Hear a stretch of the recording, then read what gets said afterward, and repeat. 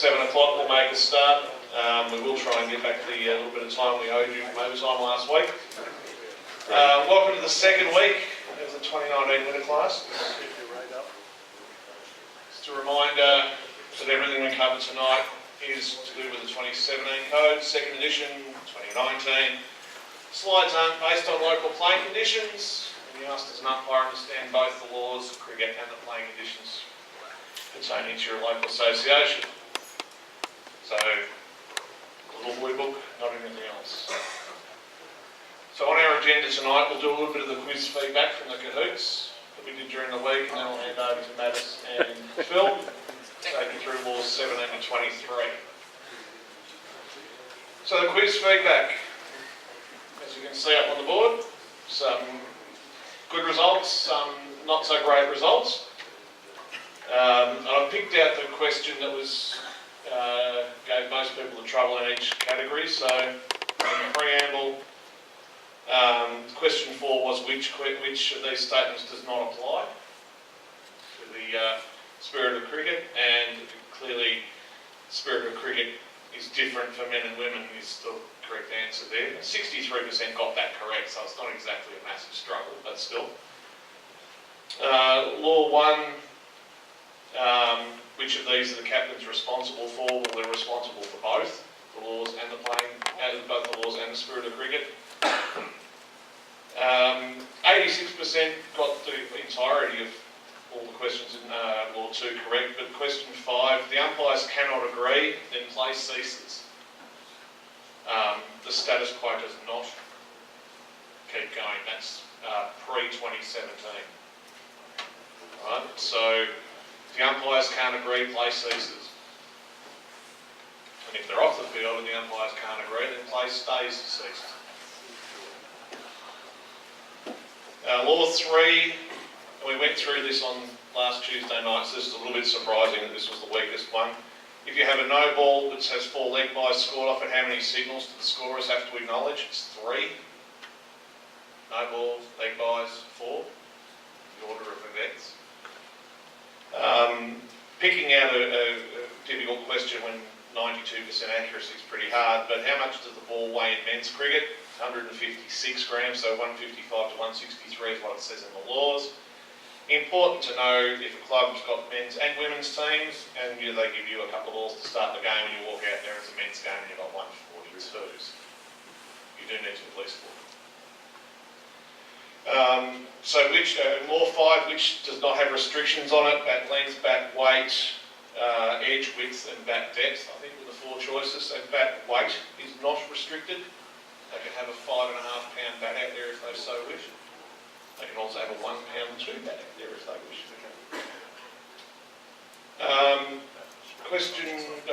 Law 6, question 4, the pitch cannot be changed during a match. That was a true or false? The answer to that is false. The pitch actually can be changed during a match. If the umpires believe it's unsafe or unreasonable to continue on the current pitch, it can be changed if both captains agree. Only 21% got that right. The pop increase is how long? It had a whole heap of measurements. The correct answer is it's unlimited. It goes from boundary on one side to boundary on the other. Now we had to talk about, so Law 8, we had to talk about the difference between the wicket and the pitch. The wicket are those 3 sticks with the 2 bars on top of it. That's the wicket. The pitch is the cut or mown area that you play on, or the synthetic. So for the 72% of people that said the wicket is 10 feet wide, no, the pitch is 10 feet wide. The wicket is 9 inches wide. I think Jeff Josh would like the wicket 10 feet wide. You might hit it, mate. And we're off. Law 9, mowing of the outfield shall cease 15 minutes prior to scheduled start. Most people put 30 minutes. That's the mowing of the pitch. Only 16% got that one correct. During the Law 10, during the match, the use of covers is the umpire's responsibility. 70% of you got that one right. Which intervals can be foregone if both captains agree? It's tea and drinks only. Lunch cannot be passed up on. Cannot forego it. Time, if you're in the last hour of the match and you've done the whole signal thing, Who can remember how many overs it says in the laws of cricket in the last hour? 20. What's 60 divided by 20? 3, so it's 3 minutes for every over. Okay, that should be fairly easy to figure out. Only 37% got that one right. Coin toss, according to the laws of cricket, happens between 15 and 30 minutes prior to the start of play. In a 5-day match, the follow-on is 200 runs. Now, 86% got that right, fair enough. Batting team may declare at any time when the ball is dead. They don't have to have made a run. A ball doesn't have to have been bowled in innings. They can forfeit an innings or declare an innings without a ball being bowled. 80% got that right. And the correctness of scores is a responsibility of the umpires alone. It is our job to make sure the scores are correct. And if the scorers cannot agree, you give them a bit of time. If they still can't agree, you pick up the books and head them off to the association and let them deal with it. Okay? So some things to work on. There's some really strong things as well, but as I said, that is a real strong guide to what's going to be on the exam. Those quizzes will be reopened in the week prior to the exam. They are now closed and won't reopen until after the end of week 5. Right, so on to tonight. Phil and Mattis will be taking us through the rest of our agenda. So, we want to look at this video first, Phil? Yeah.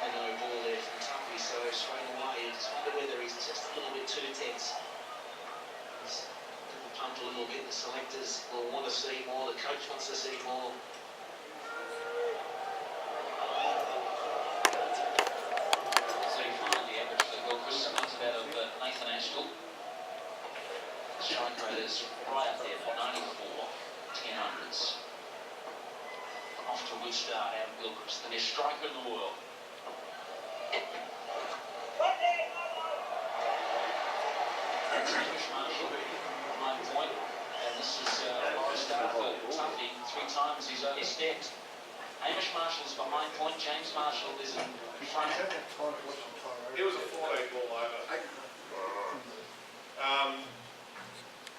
If you look that up, actually, you'll see at times where we talk about a bit of field craft, the ball is leaving marks on the pitch.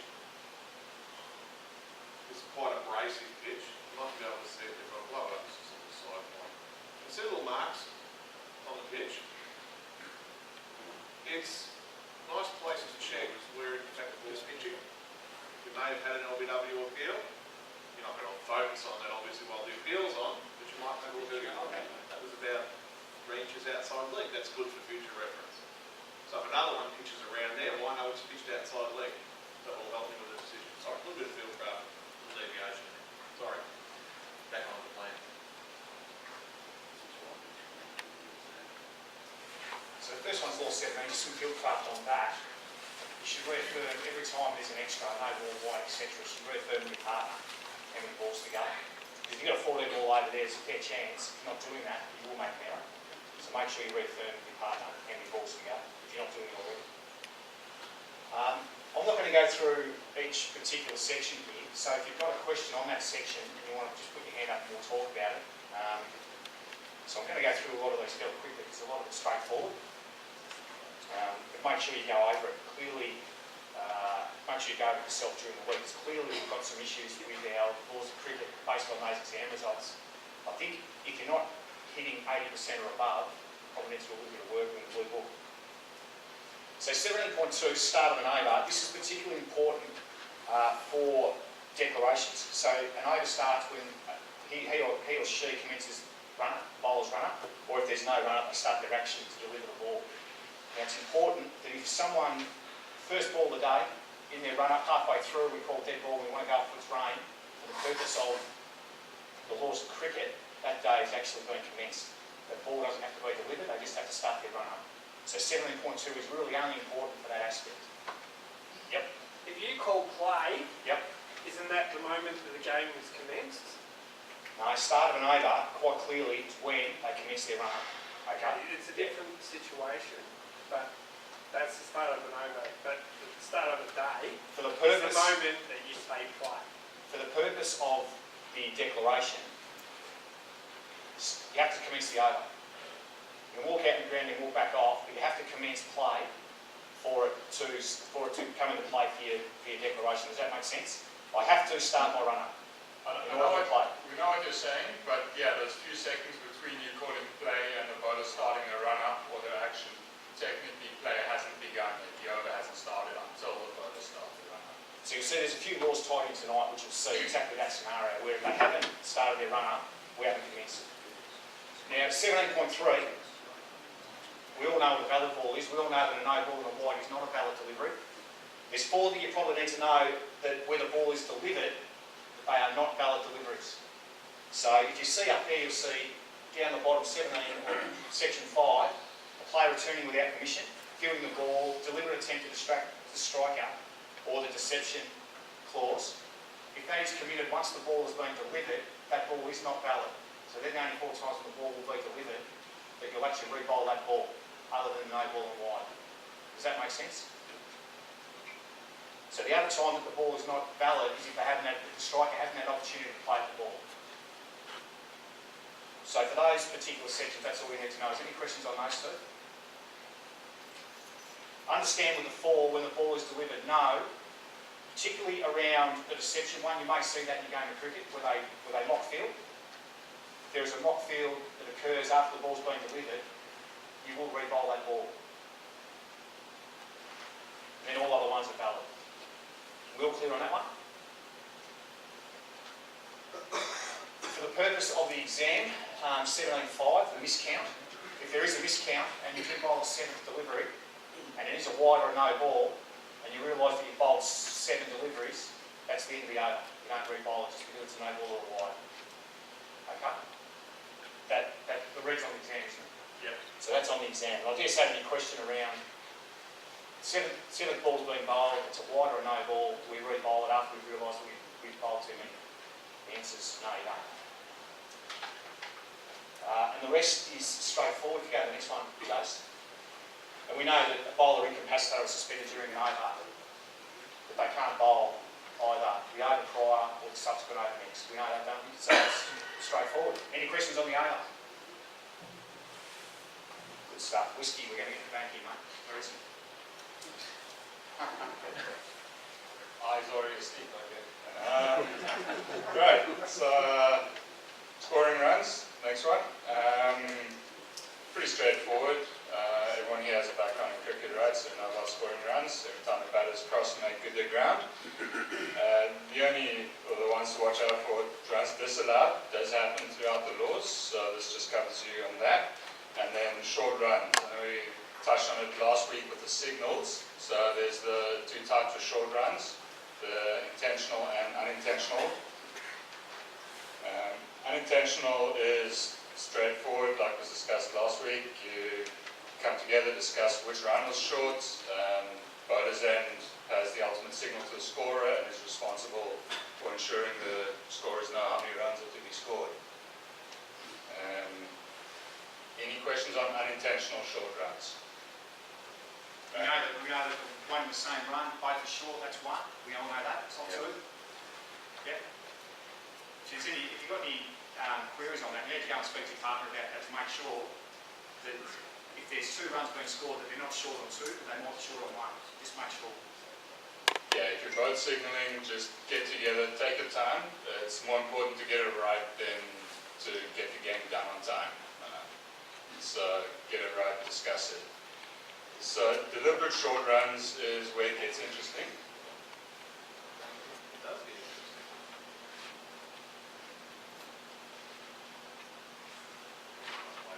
Final over there. Hang on. Pollard. Go back. Keep it. This game situation is important here. Okay, so we've got 16 needed of 6 balls. We've got Pollard batting with Abidjan. Obviously, very decent batter batting with Abidjan. So, obviously Pollard will want to take most of the strike. And yeah, I think that's the situation. Final over there. Pollard. Keep it to wide. Are they going to? Oh, they're hustling, and it's a poor throw. In the deep, and it's the skipper. It allows Pollard to retain the strike here. Would you believe it? Glenn Maxwell not having the best of nights in the field. He's carried one over for 6. He's missed one on the boundary. He's gone for 4. And not the best of throws. But they have a reprieve. Looking for one short here. Who was the culprit, Danny? Well, little turn here.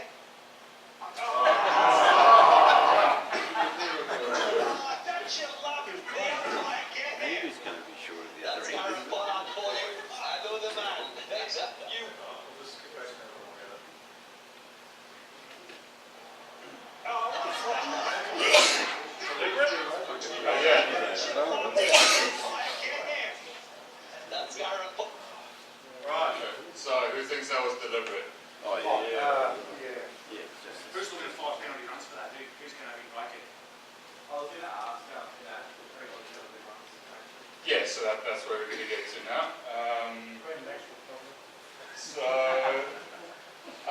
you see you've got some red there as well. So these are the procedures you go through. Most importantly, they don't get any runs for that delivery, other than an overall wide if applicable. So in this situation, good field craft again, just get together with your partner. You can pretend you're discussing the short run, but go through the procedures, so that you get all these points and you don't forget one, because in that situation it could affect the result. Get together, have a quick discussion, go through all the points, disallow the runs, return batsmen to the original end, and award 5 penalty runs to the fielding side. Yeah, it's a deliberate act. And the things to look out for in this are, as we mentioned, the match situation. And just look at how he's turning. So he's looking at the crease and he sees he's a metre short and he's still going. That's a telltale sign that it is deliberate. If he's stretching and he's already turning and then sort of tries to lunge again, different story. Just treat each situation by itself, give each situation the due consideration before you haste or rush into a decision. But in this case, yeah, that was deliberate. Has anyone had one of those? Has anyone actually done it? Or had it in the match. Deliberate short run. Before the final penalty, the guy was on 98 batting out to grand final and they tapped a single. He tapped a single and then his partner said, no, we'll get you 100. So I only ran it halfway down the pitch, put him back down and ran back again. But, he was just walking up to the line. So, But did the non-striker then stay in his ground, or? no, the non-striker did it all. It's just that he's a good batsman.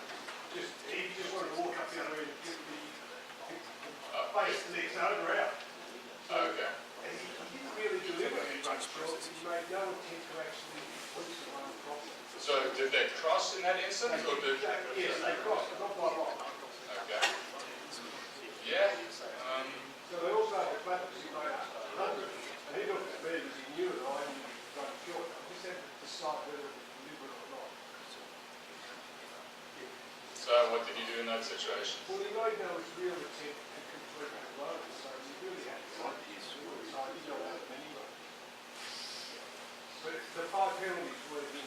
Okay. Yeah. No, that sounds right. If they had crossed, then they've effectively returned for 2, but they haven't completed the first one.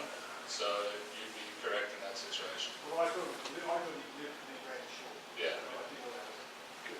That sounds right to me.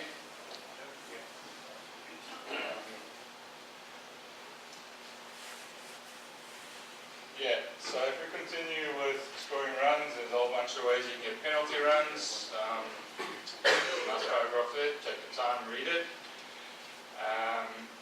You also get runs for boundaries, you know that. And then there's a bunch of runs allowed when a batter is dismissed. The important one to note there is the obstructing the field. So if a batter is dismissed obstructing the field, the batting side shall also score any runs completed, except if the obstruction prevents a catch being made, because then it's effectively a court dismissal, which no runs would be allowed. So that's an important one to note. And then the others are fairly straightforward. The run out to get your runs. The only another exception, which will be covered next week in detail, is if a striker who has a runner is himself run out. But there's more that goes into that, so I think we'll take up time next week to cover that whole law. Then if we carry on, 18.9, run scored when the ball becomes dead. Similar.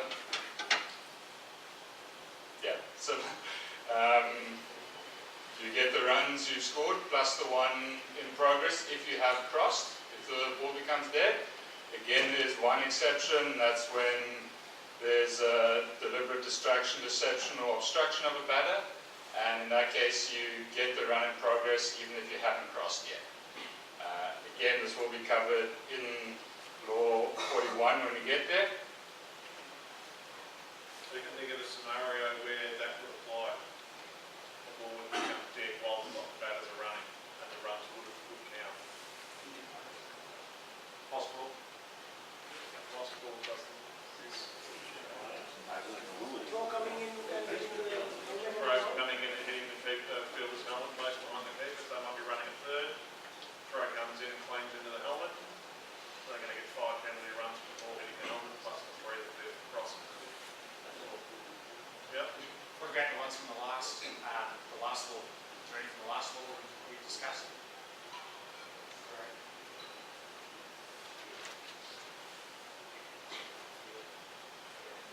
Yeah. What about fielder returning without permission? Fielding the ball. All those ones that are balls live, not valid deliveries, they're all intertwined, these ones. Yeah. You've got to really know this rule as a whole, not as lots of individual parts. Because they all do intertwine with each other. And crediting of runs scored. The scorers take care of most of this, but like we gathered from the quiz, the umpire is ultimately responsible for the scores. So it's just important to note that the change in the 2017 code was the no ball is just one no ball, and anything else that happens off that, buys, leg buys, etc., are scored as buys, leg buys, etc.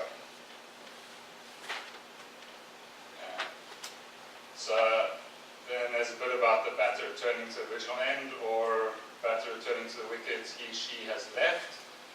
Fairly straightforward. I think, don't need to spend too much time on that one. Any questions around scoring runs?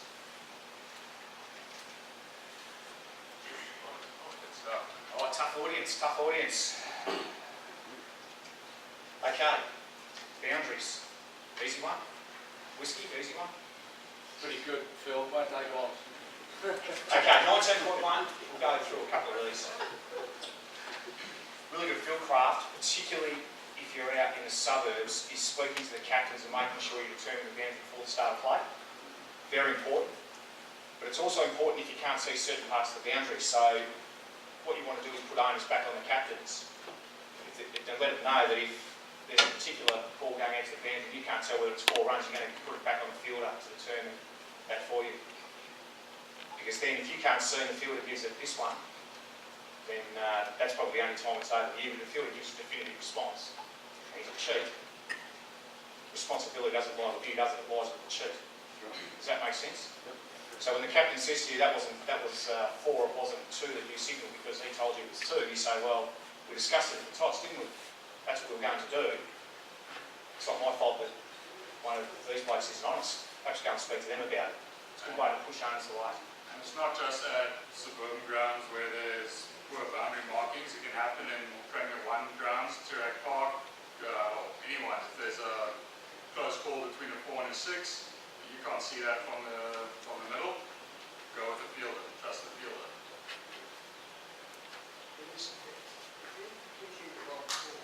Yep. Yeah, are you saying he's seeing him cheat? Because if you're seeing him cheat, then that's your responsibility. But there's a lot of times in a game of cricket where the ball will go out to the boundary and you can't tell. If there's a dive or something like that where the ball is some part of his body's over the line, you don't know whether he's touching the ball, and you say, well, I'm not really sure myself because I can't see the line. If there's a rope, it's really easy. But how many of us have a rope at an aircraft? I know I do, so it's easy for me. But do you guys have one? It makes it difficult, doesn't it? So you don't have something that tangibly moves. Correct. Yeah, really good point. Yeah. So what do we do in that situation, Paul? What do we do, mate?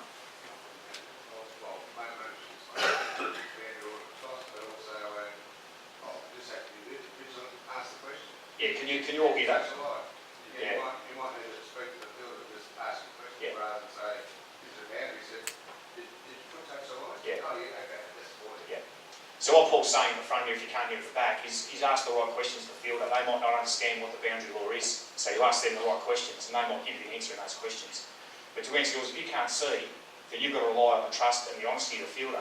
Now, if the batting side is sitting in a position where they've got a better view than you, that puts you in a difficult position, doesn't it? Because they'll be shouting out to you, 4, 4, 4, and you're saying, well, no, at the toss, we discussed this. I can't tell from where I am, but at the toss, we discussed that we're going to go with the fielder in that situation. So you're open and honest up front, and it's just good match management, and that's why you go that way. But if what you're saying, if you see it, and it's quite clearly a boundary, then I would be calling what I see. I'd challenge them on that anyway. I would just Yes, Russ. suggest that some of the grounds are Premier 1 and 2 where you have professional scorers, and if that situation develops around the boundary in front of the scorers, they'll probably signal 6 or... Yeah, so did you all hear that? If you do have scorers, they're independent. Potentially one of them might be independent anyway. More independent than fans. They're more independent. They're more independent than the batting team. So what Russ is saying, that if it's ran into scorers, they'll give you an indication as well. They might give you a signal, 4 runs. Because in all honesty, the fielder may not know either. So scorers can give assistance, absolutely. So if the boundary's marked by a white line, what part of the boundary, or what part of that white line are we going by? Yep, inside edge, nearest point. So effectively touches the line, any part of that line is a boundary. So if the ball touches any part, it's a boundary. If there's a flag, post, etc., and no white line, what are we doing with that? What's that? Beautiful, straight line between the 2 points. So if there's no white line, we go a straight line. And there's an example of where the fielder, what Paul was reiterating before, the fielder may not understand that it's a straight line and not the old curve, like the oval. So he might say that. So you might be able to say, mate, if it was a straight line, would you have been over? Yeah, but it's not, it's a curve. Okay, it's 4. You can see here that that's in red. Question? Sorry. This boundary, we don't have white lines. Yep. They put cones on top of it. And I often wondered what, the cones are often inside that boundary line. I often wondered what would you call Make sure they're behind it. cones inside the boundary. Yeah, so if I'm in that situation where the cone's on the line, I'm going to go around and move them outside. They've got to be outside, yeah. So if I'm an umpire and I see that early, I'd probably walk around and I'd probably walk around and do it. If it's because really you want those objects grounded outside the boundary, yeah. Part of why we get here early and you have a nice stroll around the boundary edge with your partner if you have one, and you just knock them with your foot, they don't move them, then you don't have cones in the boundary anymore.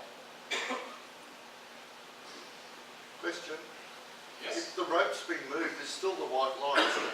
So if the player slid into the rope and it hasn't been put back, and then the ball subsequently goes towards the line, it's the white line, it's not the rope. Is that right? Yeah, so if you've got a situation where you have a rope, and if you're lucky enough to have a white line underneath the rope, and the rope moves, well, the white line is the guide, yes. So if you don't have a rope, if you have a rope that's been moved, but you don't have a white line, you need to get that rope moved back to its original position. So that's just fieldcraft technique. So once the fielder feels that he's slid into the rope, pushes it out of the way, and then goes to you might just want to say to him or her, go on, can you move that rope back? Heck, you're lucky enough. So you can see the red there. There's going to be some exam questions around what we've just discussed there. And again, imaginary straight line if you don't have that white line, which was pointed out over here. And the innermost edge of that white line is the boundary. So basically, touches a line, it's a boundary, 4 or 6. Again, a bit of technique is the side screen in any position must not be within the field of play.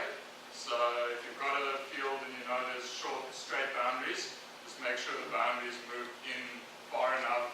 In any position, the side screen might be as far left and right as it might go. Yeah, again, just have a walk around and check that before the game. So 19.2.6, if you've got an obstacle within the field of play, I'd strongly advise before you toss that you discuss that obstacle. So what's a common one? Yeah, true. It's got to be grounded within the field of play. True. Yeah. True. Yeah. Marker for hazard. Hey. A marker for hazard. Yep. Hole in the ground. Yep. Yep. A building with it sticking out, wall, for example. Yeah. Again, it's got to be grounded within. It's grounded outside. So anything grounded outside the boundary that hits something that's overhanging. So if you've got a tree outside the boundary, you've got branches overhanging, 6 runs. Hits it on the full, 6. Or a wall like that, if it's a fixture outside, it's 4 or 6. Does that make sense? Yeah? So probably the common one you'll see on a Saturday is goalpost inside the field of play. It's probably one of the most common. So if you're at a ground with goalposts, for instance, you might want to clarify whether that's going to be a boundary or not. If the boundary line is actually outside, or those goalposts within the field of play. I'd suggest if you've got that, then that's a boundary 4 or 6 if it's one of those. Any questions on that?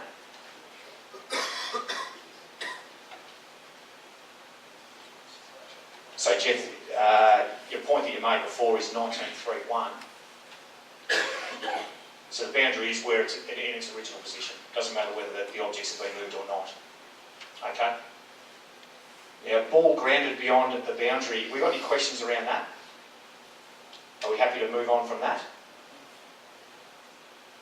In short, something grounded or an object that's outside the field of play, grounded outside that's overhanging, is outside the field of play. Okay? Which is your building that you were talking about before, or a tree that's outside with overhanging inside, that is outside the field of play. All good on that?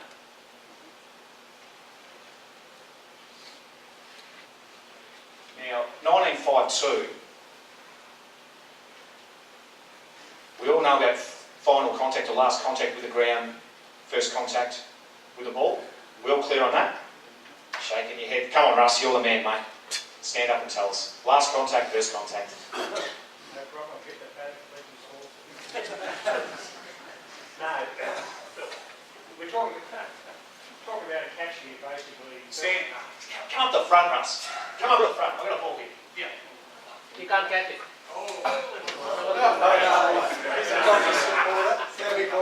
all right, it's a long line. Spent 2 nights with him. I know. Does this mean I'm on the state panel going to present?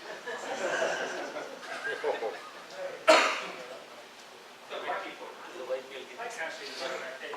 All right, so basically, the ball comes in, it's in the air. It's in the air. That's 6. My first player of the play has gone over the boundary line. See how well I did that? We're going to talk about a catch here, are we? Yep, catch. Okay, so if I did that, and I was going to go over the boundary. Before I go over the boundary, I throw it up and then go outside the field, play, and I come back in, and the ball's still in the air, but it's outside the boundary line. I knock it back into play, come in, and then take the ball in my hand. Would that be a catch? The reason being, my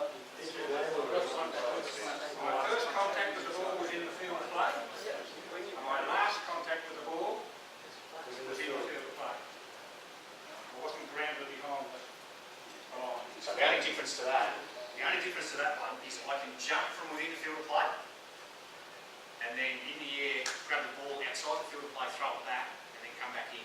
Does that make sense? Because my last contact was within the field of play before my first contact with the ball. Does that make sense? Yeah. We're lucky with Phil and all the other guys, we've got the TV. But as Natas was saying before, when you're talking about putting the owners on the field, you're 70 metres away. Wow. Yeah. It's a really tough one. Yeah. You have to physically step back into the field of play before taking the second one. You can't jump in the air and land in the sand. First contact, final contact. Yeah, you can. No, you can. So the ball, the ball, as long as once your first contact, sorry, your last contact, so we're going to say last. You throw it, and then you jump outside back in, and you catch it before you land. That's fine. As long as you're in You the air. land inside. Yeah. So what you're going to do is, it's really simple. You can even be beyond the boundary, in the air a couple of times juggling it, provided first contact, so your last contact with the ground before your first contact with the ball was inside. So you could be inside, juggling, just pretend the ball's in the air, go outside. So then in the air, didn't touch me on it. So I was on the ground, outside, jumped up, juggle again, push it back in, come inside, catch. So that also works. Yeah, you come inside though, if you're in the air without touching the ground. You don't have to re-establish contact in the field of play. Yeah. That's the question. That's the question. What this law does is stop people from jumping 10 rows back to take a catch. Is that easy? Is that easy way to put it? I can't jump from outside the field of play. I can't field 5 metres back on the fence and then give myself enough room, then jump from outside the field of play and take a catch again. Which is what we're going to do. Yeah, I'll push it in the field of play. Yeah. So that I need to jump from inside the field of play before I touch the ball. Clear? First contact is the ball. Because remember what they were talking about before, that if you've got overhanging branches and everything using outside the ground, contacting something which is ground outside the field of play, you were originally outside the field of play before you touch the ball. But if you're in the field of play, you touch the ball. We'll unpack this a lot more when we get into people in the board. We've got a few video examples of Is these. everyone clear on it? Does anyone want to ask me anything else before we can? Yep. Can I make it more complicated? Yeah, go. What happens if there's 2 players involved in Yep. this, Same this rules. catch? Same rule. So if the secondary player carries the ball from the outside the field of play, after the first player has carried it 6. So that's right. it's only just changed last year. It used to be they could come from outside the field of play if it was a subsequent fielder. Now the same law applies to every fielder. Yeah, so it's just general, a fielder, for every fielder. And just remember, guys, it happens a bit on TV, but it only happened to us once every 15 years. And will only ever happen in front of where the batting team sitting.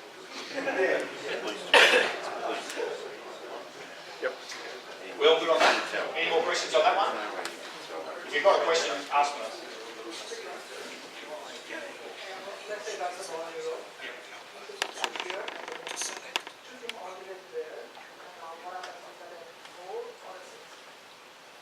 So if I carry it over the fence, hasn't touched the ground, what do you think? And that's built up in the law around the field must have control over the ball in their own body or own person. So that's So the ball hasn't touched the ground yet, so we got that would be a 6. you want to touch on that or can we? No, keep moving, it's fine. So 19.7 is a run scored from boundary. We all know boundary 4 and boundary 6 is. Yep. The only thing you need to know with regards to a boundary 6, it must come off the back. Occasionally you might see someone bowl reasonably quick, hits the helmet, over the top, carries over the boundary, that run 4 runs. Okay? For a boundary 6, it has to come off the wood. And you can't get it, you can't have 6 up front end.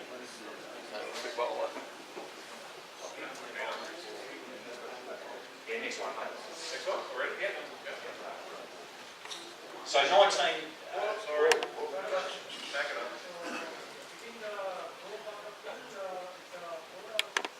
Yeah, okay, so then we talk about the innermost part of that rope or that line is the boundary. So it hits the line or hits the boundary rope on 4, 6. So the boundary is actually very the innermost part of the marking, and then the rope or the line is just the marking showing where the boundary is. So if it's hitting the line, like Paul says, it's actually beyond the boundary. The bottom right example, the ball hitting the table around on the floor. Yeah, this one here. So this one here.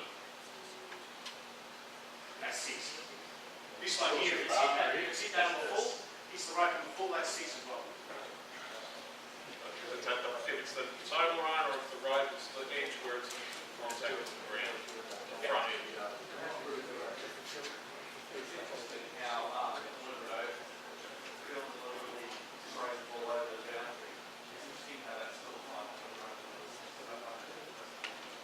Overthrow a willful act of a fielder, nice segue. Sorry.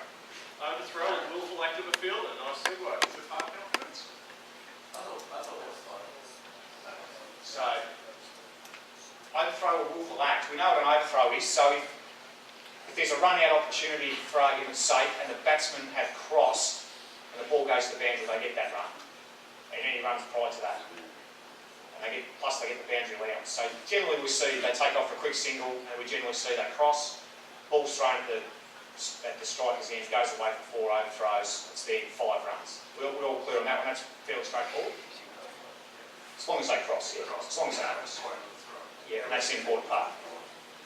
So Max and Phil, talking about willful acts, if the fieldsman willfully does not pick the ball up and allows it to hit the rope, willfully they could have made an effort to field that ball, but they made a willful intent not to field it and it went for a boundary. Is that willful intent? Well, yeah. Have they interfered with the ball? Have they touched the ball at all, or they just sit there and watch it roll up the road? So it'd be the case where they're watching it and They've had no act, so it's just falling. Maybe just got a bad batting contract now.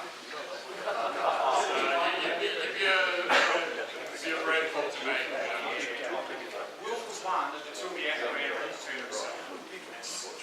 It's a subjective decision that needs to have to make at the time, or by yourself, you can make it by yourself. You've got to get willful act, some sort of, you've got to see some overt act in order to judge it. So, just say for that, like for example, you'll have a striker battle that's set and the other number doesn't bat on the other side. And the last ball will be over. But he wants to get single. Whereas the field just goes on and that's up to you, right? you can let it run through. You can let it run through. They can let it run through. If that's what they choose to do. Willfully allowed. So it's not a willful act, they're just not acting. I don't think that's right. I think the willfulness in this, particular section talks about enforcing a boundary by kicking, touching, etc. Carrying it to the fence is okay. I wouldn't be using that, I wouldn't be calling that a willful act personally. Decision for you though when you're out there on the ground. But me, if the ball's going against the boundary and he's hit it hard enough to hit the fence and the fielder carries it, by that I mean just runs alongside it and lets it hit the road. Me, I'm not calling that a willful act. Yes, Now you might see it differently, that's okay. if you let it roll to the boundary, that's what Paul's saying, then it does not appear as like a willful act to us. Different story if he kicks it up and throws it. Let's just get to a question. Yeah, that's the one. You just clarify the process. If it's almost going to be a boundary, but you want the person to be on strike, so you just on purpose sort of just kick it up to the boundary. So we had this twice in the season 2-3 years ago in Premier Cricket, where that's a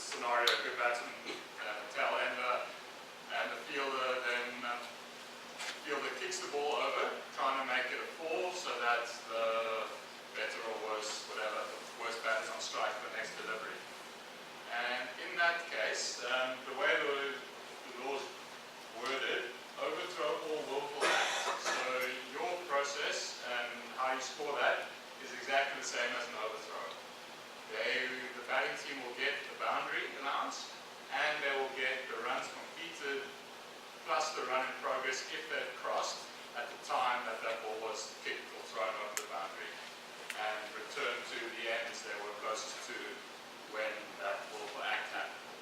So we all know, that's why we started with the overthrow. We all know what happened to the overthrows.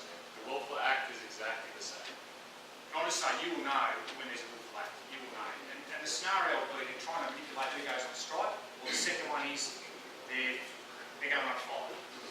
So If they're going to run 5, they kick it over the rope thinking they're only going to get 4 and they get